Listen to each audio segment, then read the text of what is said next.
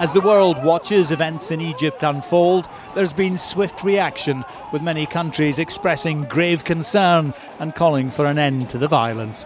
Condemnation has come from Europe and from the United States, where the president's spokesman called on the Egyptian security forces to show restraint. We also strongly oppose a return to a state of emergency law and call on the government to respect basic human rights, such as freedom of peaceful assembly and due process under the law. The world is watching what is happening in Cairo. We urge the government of Egypt and all parties in Egypt to refrain from violence and resolve their differences peacefully. In Brussels, this was the spokesman for the European Union's Foreign Affairs Commissioner. We have taken note that the Egyptian security forces are geared towards clearing the protest camps, and the reports about deaths and injuries in this respect are very and extremely worrying.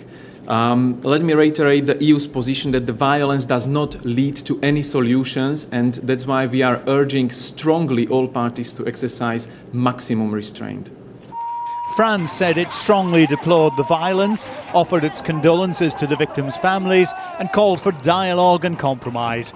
Britain condemned the use of force in clearing the protest camps and urged all sides to end the violence. And we have encouraged restraint and appealed to all political leaders to use their influence to descale the tensions now, because unless we can recover from the violence, it won't be possible to go ahead with any sort of compromises necessary to take forward the democratic transition. So we are deeply, deeply concerned about the events in Egypt.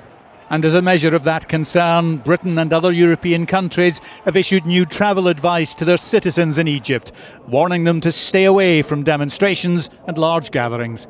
Harry Smith, Al Jazeera.